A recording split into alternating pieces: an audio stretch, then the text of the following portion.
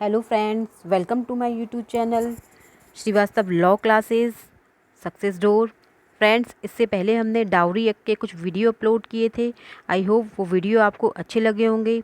आज हम जो टॉपिक डिस्कस करने वाले हैं वो है कोविड-19 कोरोना से संबंधित आईपीसी एंड सीआरपीसी के कुछ जो लीगल प्रोविजंस हैं उनको हम डिस्कस करने वाले हैं। तो सबसे पहले हम स्टार्ट करते हैं फ्रेंड्स, सीआरपीसी का जो हमारा सेक्शन है 144। जैसा कि आप सभी जानते हैं कि जो सीआरपीसी का जो सेक्शन 144 है वो 23 मार्च से देश की तमाम जगहों पर उसको लागू कर दिया गया। तो आइए जानते हैं friends section 144 of CrPC. Section 144 of CrPC जो हमारी दी गई है उसमें ये बताया गया है कि अगर मानव जीवन को स्वास्थ्य सुरक्षा पर संकट हो या अशांति, दंगा या उत्पीड़न होने की आशंका हो तो धारा 144 लगाने का आदेश दिया जा सकता है। धारा 144 लगाने का आदेश कौन कौन दे सकता है फ्रेंड्स? तो धारा 144 लगाने का आदेश डीएम, एसडीएम या फिर अदर एग्जीक्यूटिव मजिस्ट्रेट हैं वो दे सकते हैं। तो जब किसी भी क्षेत्र में कहीं पर भी अगर धारा 144 लागू हो गई है तो लोग समूह बनाकर नहीं घूम सकते, प्रदर्शन नहीं कर सकते, जुलूस नहीं निकाल सकते, कोई भी सांस्कृतिक या धार्मिक कार्यक्रम नहीं कर सकते, सम्मेलनों को नहीं कर सकते। सेक्शन 144 का जो एक आदेश है वो एक व्यक्ति विशेष के लिए भी हो सकता है, व्यक्तियों के समूह के लिए भी हो सकता है या आम जनता के विरुद्ध भी उसको पारित किया जा सकता है।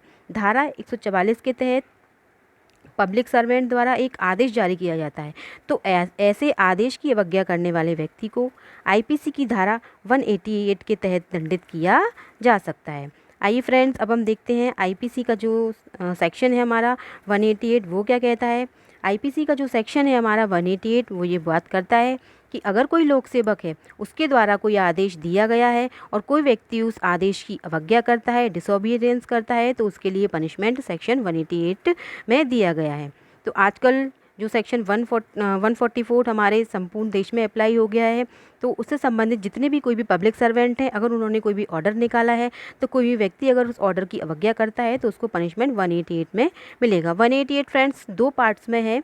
फर्स्ट पार्ट में तो ये बताया गया है कि अगर कोई भी व्यक्ति है जो पब्लिक सर्वेंट है उसको बाधा डालते हैं, पब्लिक सर्वेंट को क्षति करते हैं तो पनिशमेंट कितना होगा, 1 महीने का होगा या फिर 250 रुपये जुर्माना या फिर दोनों से उसको दंडित किया जा सकता है। इसी का सेकंड पार्ट है, इसमें ये बताया गया है कि अगर लोक सेवक ने जो ऑर्डर पास किया है उस ऑर्डर को पास करने पर आप उसकी अवज्ञा करते हो और उस अवज्ञा करने से अगर मानव जीवन को संकट उत्पन्न हो जाता है तो फिर पनिशमेंट ज़्यादा मिलेगा। वो पनिशमेंट कितना होगा फ्रेंड्स? वो पनिशमेंट 6 माह तक का हो सकेगा या जुर्माना 1000 रुपये या फिर दोनों से दंडित किया जाएगा। फ्रेंड्स, इसके बाद हमारे अगला सेक्शन है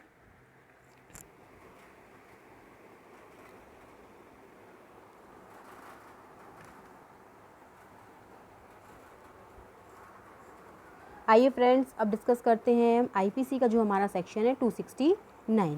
269 में बताया गया है कि अगर कोई भी व्यक्ति है वो लापरवाही से अगर ये कोरोना फैलाता है, निग्लिजेंस करता है जिसकी वजह से कोरोना फैल जाता है तो उस व्यक्ति को कौन से सेक्शन में पनिशमेंट मिलेगा फ्रेंड्स? 269 में कि उपेक्षापूर्ण कार्य जिससे जीवन के लिए संकटपूर्ण रोग का संक्रमण फैलना संभाव्य हो।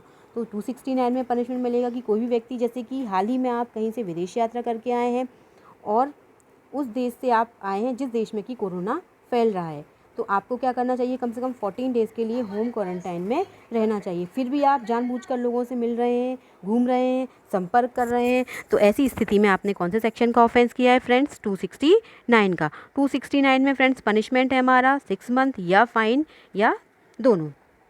इसके बाद आइए फ्रेंड्स हमारा सेक्शन 270 सेक्शन जो है उसमें बताया गया है कि अगर कोई व्यक्ति इंटेंशनली, आपका इंटेंशन ही ऐसा है कि आप उस बीमारी को जानबूझकर फैला रहे हो, कि कोई व्यक्ति जैसे विदेश यात्रा करके आ रहा है और उसको कुछ ऐसे लक्षण दिखाई दे रहे हैं कि उसको लग रहा है कि हो सकता है वो कोरोना संक्रमित हो और फिर भी वो जानबूझकर उस बीमारी को दूसरे लोगों में फैला रहा है तो ऐसी स्थिति में उस व्यक्ति को पनिशमेंट मिलेगा 270 का। फ्रेंड्स 270 जो सेक्शन है उसमें पनिशमेंट 269 की अपेक्षा ज़्यादा है। 270 सेक्शन में पनिशमेंट है 2 वर्ष तक का या जुर्माना या फिर दोनों से दंडित किया जाएगा।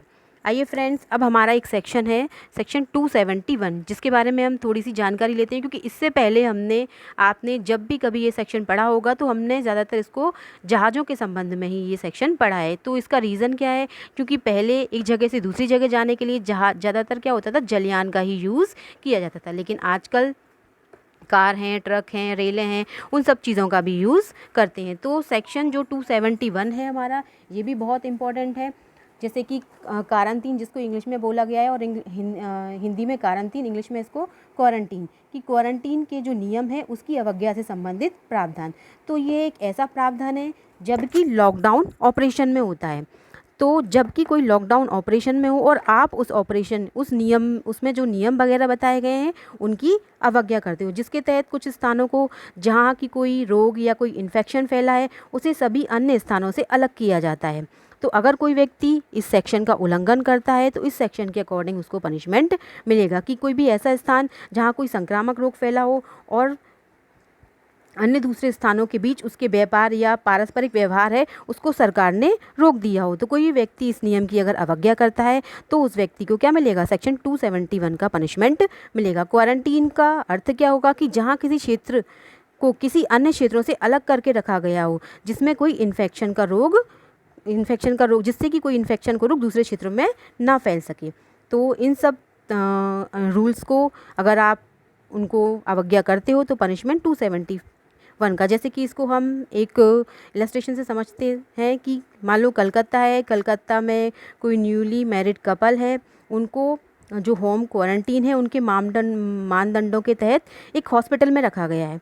वो क्या है, विदेश यात्रा करके लौटे गए हैं, तो उनके बारे में ये अनुमान लगाया जा रहा है कि हो सकता है कि वो कोरोना संक्रमित हो, और वो क्या करते हैं, इस नियम का उल्लंघन करते हैं और हॉस्पिटल से बाहर निकलकर घूमते हुए पाए जाते हैं, तो वो इस सेक्शन के तहत दंडित किए जाएंगे। इसके बाद एक सेक्शन और है फ्रेंड्स हमारा, जो कि हमारा सेक्शन है 466 सेक्शन है हमारा आईपीसी का, कि अगर कोई भी व्यक्ति है उसने कोरोना से संबंधित कोई भी अफवाह फैलाई। अफवाह मीन्स कैसी फैलाई, कि आपने कोई डॉक्यूमेंट बनाया और वो डॉक्यूमेंट ऐसा है कि वो डॉक्यूमेंट ऐसा लग रहा है लोगों को कि वो डॉक्यूमेंट किसी पब्लिक अथॉरिटी ने बनाया है, और आपने उसमें कोई झूठी बातें लिखी हुई हैं। जैसे कि आपने कोई डॉक्यूमेंट बनाया और लोगों को क्या लग रहा है वो डॉक्यूमेंट कि कलेक्टर ने वो डॉक्यूमेंट बनाया है, और आपने उस डॉक्यूमेंट में क्या मेंशन कर दिया कि डॉक्यूमेंट जो लॉकडाउन है वो खुल गया है।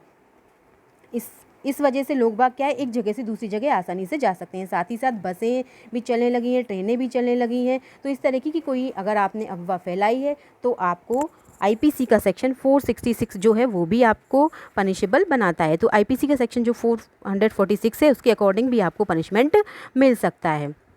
और साथ ही साथ फ्रेंड, आजकल हमारी सभी जगह जो महामारी रोग अधिनियम 1897 है, सभी स्टेट्स में वो भी अप्लाई हो गया है। तो जो महामारी रोग अधिनियम 1897 है उसका जो सेक्शन है उसमें भी जो हमारा आईपीसी का सेक्शन है 188 उसके बारे में भी लिखा गया है। जो सेक्शन 3 है महामारी रोग अधिनियम 1897 का, उसमें भी लिखा हुआ है कि इस एक्ट में जो भी बातें लिखी हुई हैं अगर कोई भी व्यक्ति उनका उल्लंघन करता है तो आईपीसी के सेक्शन 188 का अपराध माना जाएगा। थैंक यू फ्रेंड्स, अगर आपको मेरा वीडियो अच्छा लगा हो तो इसको शेयर, लाइक एंड सब्सक्राइब करें।